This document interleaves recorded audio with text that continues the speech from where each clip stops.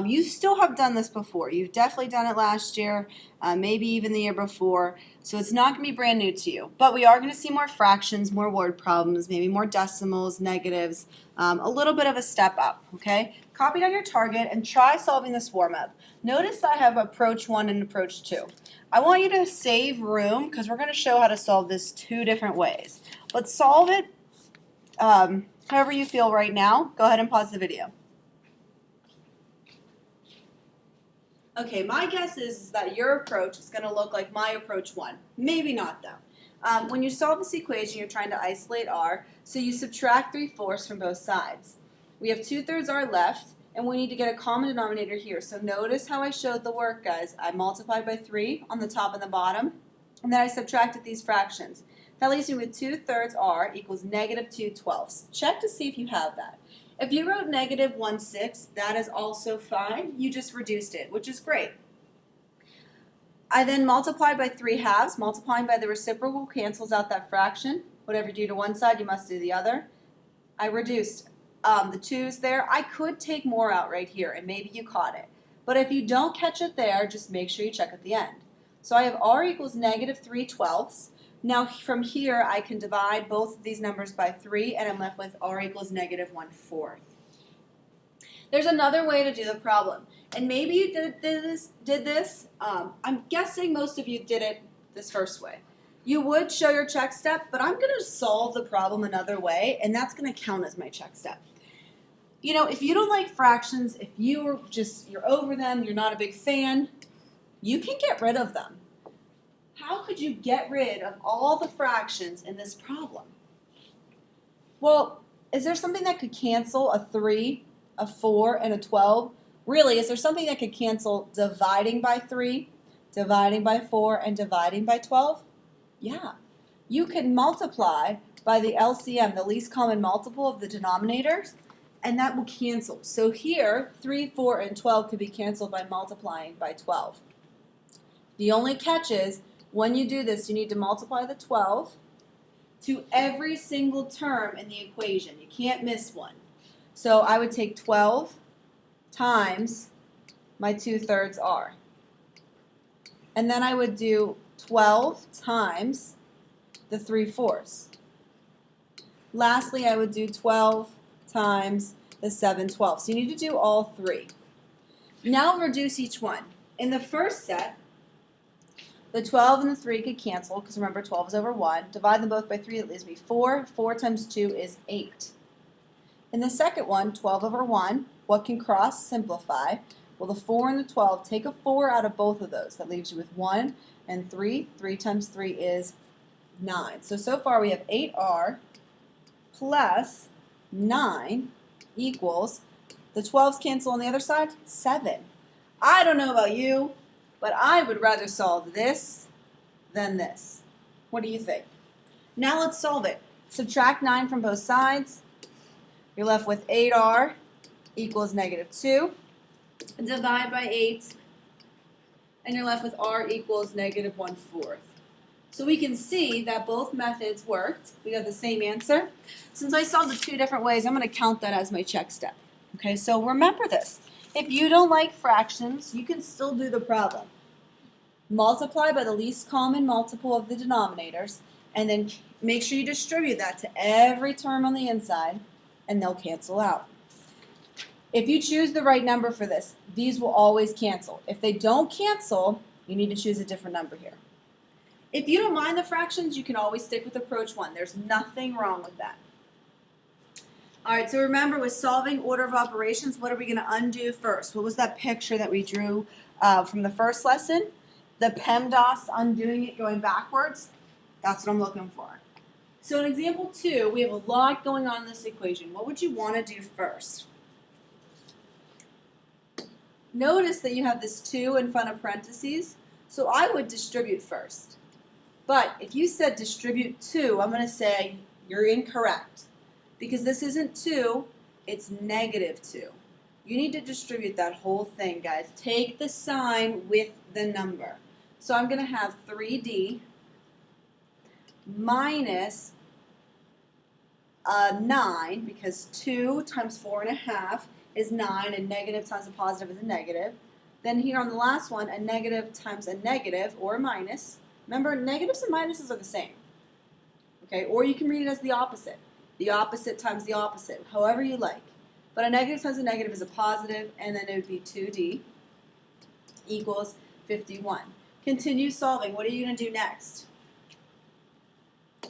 Notice you have more than one term with a variable, so you want to combine those like terms. 3d plus 2d is 5d. Take away 9 equals 51. Now you should be rolling and ready to solve. Add 9 to both sides.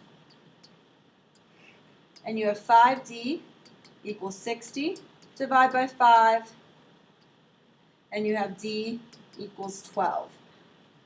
We're not quite done yet because I want to know the value of 3d. So 3d would equal 3 times 12, which would be 36. You can show a quick check real quick. 3 times 12 minus 9 plus 2 times 12. Does that equal 51? 3 times 12 is 36. Take away 9 plus 24. That's going to give you 51 is equal to 51. All right? So remember to distribute first. If you see the parentheses, I would distribute first. Then you got to undo, then I would combine any like terms that you have, then undo order of operations. So distribute, maybe write this down. Combine like terms, and then undo PEMDAS. Those are my suggestions for you for solving. Let's go on to the back then of the note sheet. You have some word problems here. Find 3 consecutive even numbers whose sum is 162. And I gave you a hint here. Let n represent the first number, okay? So what could represent the second number? You have to understand what this word consecutive means. What is consecutive? Consecutive numbers are like 1, 2, 3, or 57, 58, 59, or 101, 102, 103. They're numbers that come right in a row. But this isn't just consecutive, they're consecutive even numbers. So that would be like 2, 4, 6, or 12, 14, 16, or 28, 30, 32, okay? If the first number is going to be n, what's the next number going to be? Well, remember that if n, let's say n is 2. If n is 2, what would the next consecutive even number be? It would be 4. What do we do to n to get the next consecutive number? We don't want a number, we want an expression. If the first number is n, the second number would be n plus what? 2. And then the next consecutive even number would be n plus 4. So what you're doing here is you're starting with n and you're adding 2 to get the next even, and then you're adding another 2 to get to the following even, okay? Now, let's use this. The sum is 162. Real easy equation. Is 162? What is 162? Well, n plus 2 plus n plus 4 is 162 because those are my 3 numbers. Combine your like terms, undo PEMDAS. I would have,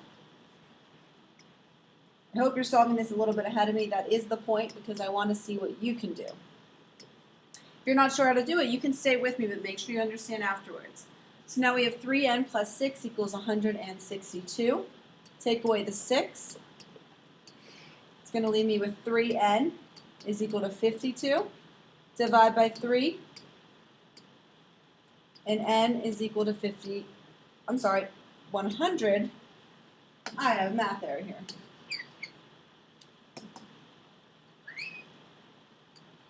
(162) take away 6 is going to give you 156. Then when you divide by 3, that's where you're going to get the 52. I just knew the answer ahead of time. But I didn't answer the question yet. I want to find the 3 consecutive numbers. So if n is 52, what are my next numbers? 52, 54, and 56. So check this, add them up, and see if they sum to 162. Show your check step and then move on. The last example in the notes for today before you go into your quick check. Fort Couch has a fundraiser to help a local charity and the students sold t-shirts to earn money. Write an expression for each one of these. Show me an expression for Tyler sold 4 more than Callie. Okay, remember, if you're going to use variables, you need to define them. So I'm going to say T is Tyler. What is Tyler equal to? C is going to be Callie. And then M is going to be Malcolm.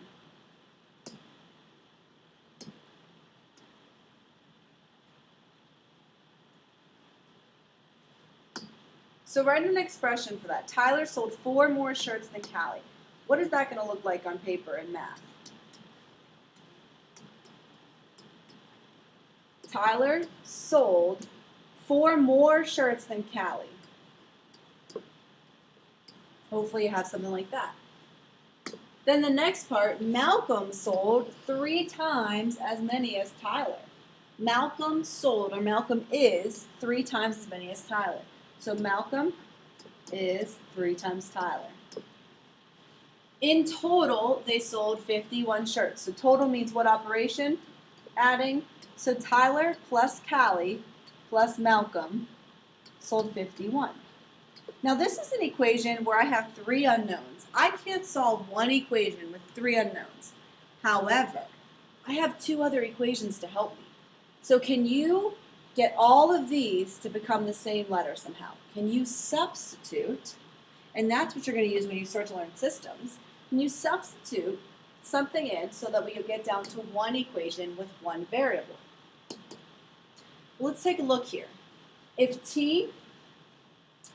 Malcolm is equal to 3t, I could replace Malcolm with 3t. I could have t plus c plus 3t, right? Because Malcolm is equal to 3t. So everywhere that I see an m, I can put that in for it. I'm getting closer. How could I get rid of the c? I don't know what c equals, but could I find it? Could I take this and solve for c? If t is equal to c plus 4, solve that for c. When you solve for a variable, you may not know a numerical answer, but we can get c by itself.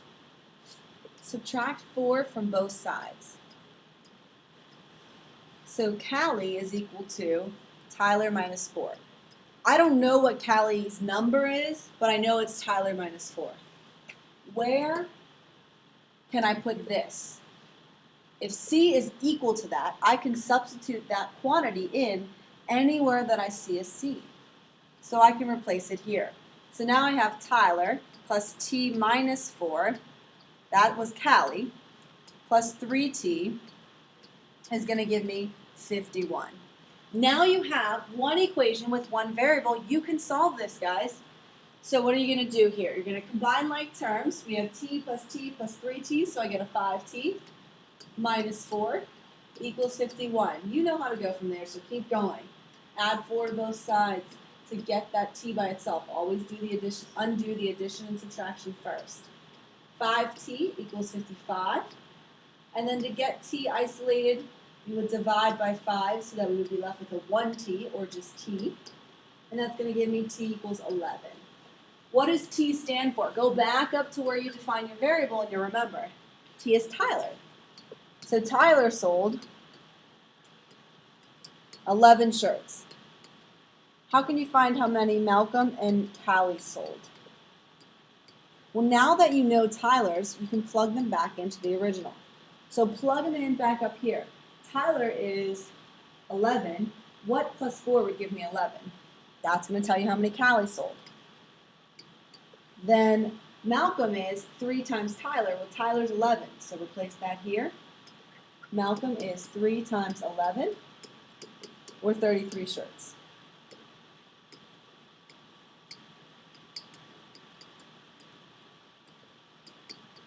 And Callie, substitute it back in. 11 equals c plus 4. Subtract 4 from both sides. What does Callie equal? 7. Notice on your answer here, you have a sentence. Make sure you at least have a label on your word problem so that you have that there, okay? After this, you're on to the quick check.